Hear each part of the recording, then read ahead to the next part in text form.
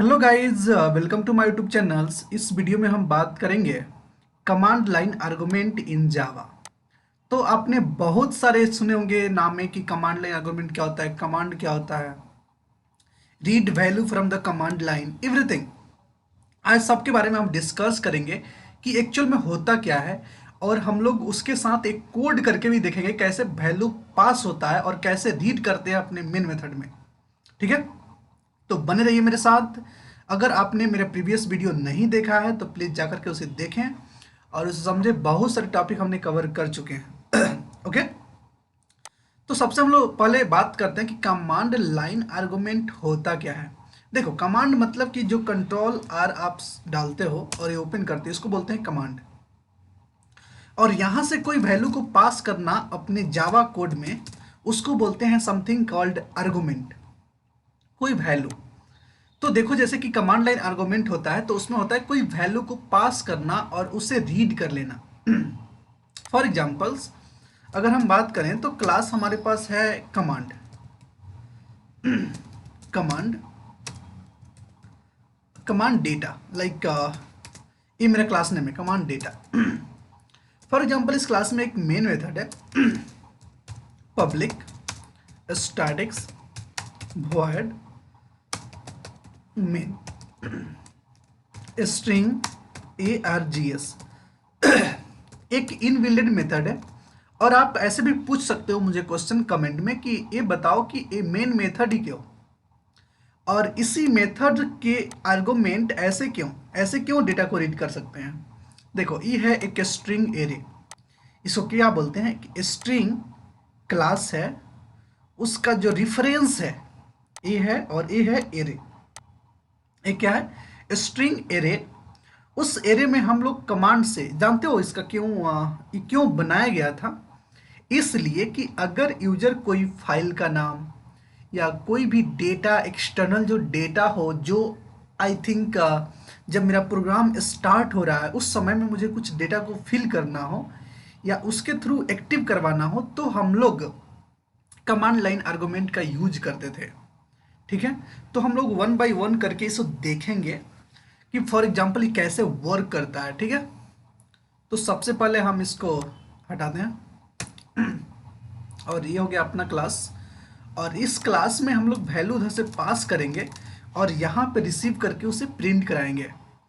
तो for example system dot out dot print, और यहाँ पे जो भी डेटा आएगा एक स्ट्रिंग के फॉर्म में आएगा। कोई भी डेटा तुम पास करो वहाँ से वो स्ट्रिंग ही आएगा। तो वो आकर के कहाँ स्टोर होगा? यहाँ पे स्टोर हो जाएगा।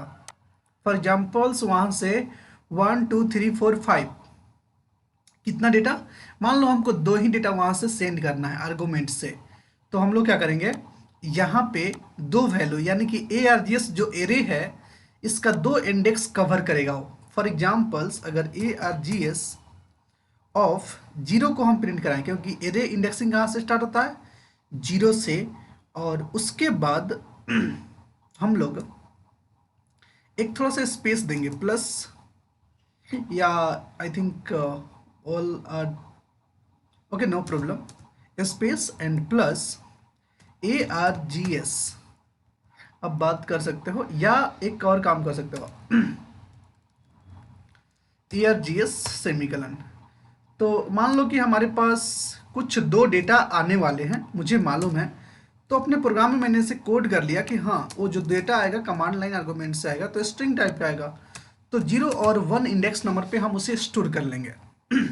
ओके, और उसे प्रिंट करा देना है अपने प्रोग्राम में।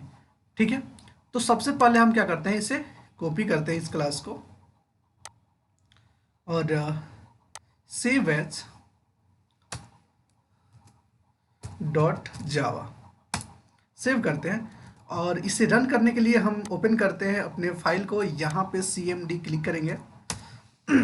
ओपन हो गया मेरा कमांड लाइन आर्गुमेंट। तो फॉर एग्जांपल कि आपके पास a डॉट क्लास है, तो सबसे पहले हम इसे कंपाइल करते हैं। तो कंपाइल की कमांड क्या है? जावा सी। अभी क्लास फाइल आपको जनरेट नहीं हुआ है, यहाँ पे जनरेट होते हुए दिखेगा आपको। जावा सी और क्या, क्लास नेम डॉट जावा। इससे आपका प्रोग्राम कंपाइल हो जाएगा। और देखो यहाँ पे एक जनरेट हो गया dot class file, command data dot C, एक डॉट क्लास फाइल जनरेट हो गया। अब मान लो मुझे इसे रन करना है और मुझे इस वैल्यू को पास कर कहाँ देना है, यहाँ पे। देखो यहाँ से हम दो वैल्यू डालेंगे, यहाँ से दो वैल्यू हम सेंड करेंगे और दोनों वैल्यू जा करके एक यहाँ पे, एक यहाँ पे, एक यहाँ पे और एक यहाँ पे आ जाएगा। पहले तो आएगा इसके पास और दोनों को रीड करके हम यहाँ पे डिस्प्ले करा लेंगे। ठीक है, तो सिंपली आप लिखो जावा। जावा क्या होता है, एक रन कमांड होता है रन करने के लिए। उसके बाद अपना क्लास नेम दैट्स इट, इससे आप रन कर सकते हो। लेकिन अगर आप जैसे ही रन करोगे तो बोलेगा एरर। क्या बोला, error exception in the thread main Java dot lang dot array index of the bound exception index 0 out of bound for the length 0 the command data main is invalid. यहाँ पे क्यों error आ रहा है, क्योंकि आप यहाँ पे डेटा तो भेजे ही नहीं और आप चाह रहे हो एक्सेस करना। कैसे होगा एक्सेस, जीरो इंडेक्स पे कुछ डेटा है ही नहीं, आपने कुछ भेजा ही नहीं है, तो इसलिए आपको एरर दे रहा है। तो इस पॉइंट पे आपको एरर दे रहा है। अगर आप इसे कमिट कर दोगे,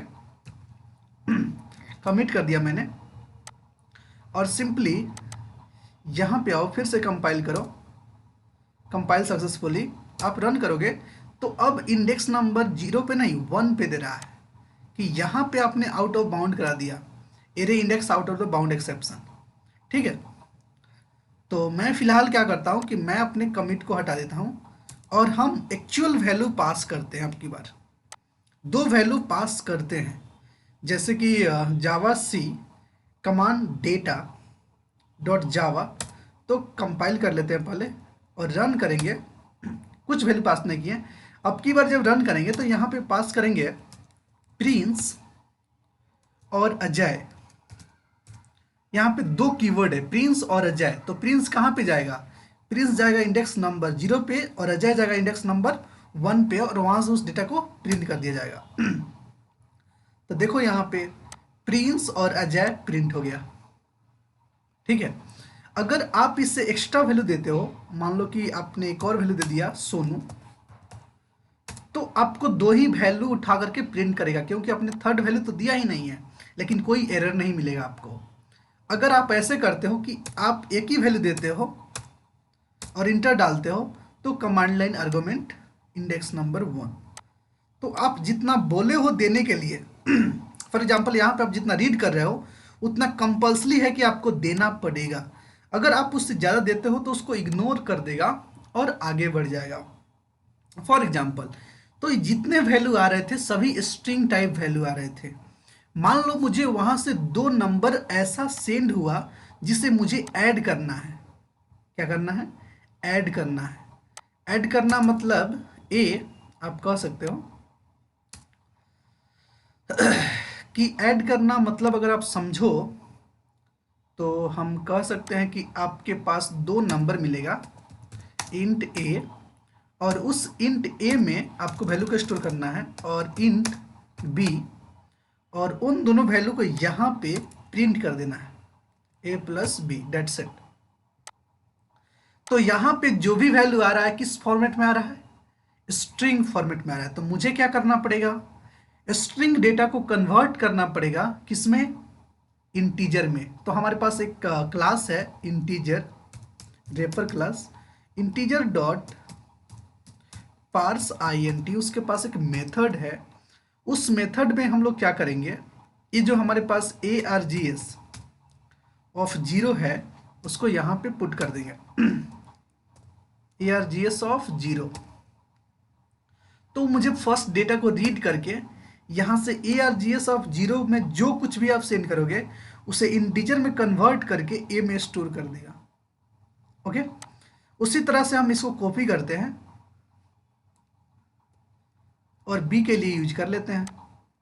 सिर्फ चेंज क्या करना है, इंडेक्स नंबर 1, दैट्स इट। इसे सेव कर दो आप, और सेव करने के बाद आप यहाँ पे आओ, अपने प्रोग्राम को एक बार कंपाइल कर लो, javac command dot java. Okay, run करते समय में आपको दो बातें याद होनी चाहिए कि आप यहाँ से दो वैल्यू इंटीजर टाइप का सेंड कर रहे हो। तो मान लो 100 और 200, तो 300 होगा तो जोड़ोगे तो कितना हो जाएगा 300। तो 300 आपको यहाँ पे मिल गया। तो ये होता है कमाल कमांड लाइन का।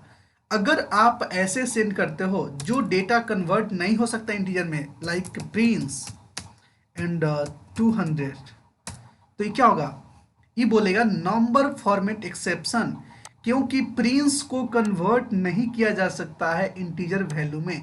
अगर इंटीजर वैल्यू आप दे रहे हो तो भले ही ये स्ट्रिंग जा रहा है, लेकिन वहां पे इसको कन्वर्ट किया जा सकता है एक नंबर में। तो ये सारी एडवांटेज डिसएडवांटेज है। तो आई होप कि आप बहुत सारी चीज़ें समझे होंगे, कमांड लाइन आर्गुमेंट होता क्या है, आप कैसे डेटा को रीड करते हैं, कैसे स्ट्रिंग वैल्यू को रीड करते हो, कैसे आप इंटीजर वैल्यू को रीड करते हो। उसके बाद अगर बात करें तो आप सभी चीज़ें को रीड कर सकते हो, बस उसे रेपर क्लास डॉट पार्स INT के थ्रू आपको कन्वर्ट करना पड़ेगा, ताकि आपको नंबर फॉर्मेट एक्सेप्शन नहीं आए। ठीक है, तो ये जो मेरा प्रोग्राम है आप इसे एक बार कॉपी कर लो और उसे एक बार कोड करके देखो क्या होता है, रन होता है कि नहीं आपके सिस्टम में। अगर कोई भी प्रॉब्लम हो तो आप मुझे पिंग कर सकते हो, मैसेज कर सकते हो, I will help you definitely. Thank you so much for watching my video. I hope कि आप कमांड लाइन आर्गुमेंट समझ गए होंगे। तो प्लीज़ हमारे वीडियो को लाइक कर दें और चैनल को सब्सक्राइब कर दें। Thank you so much.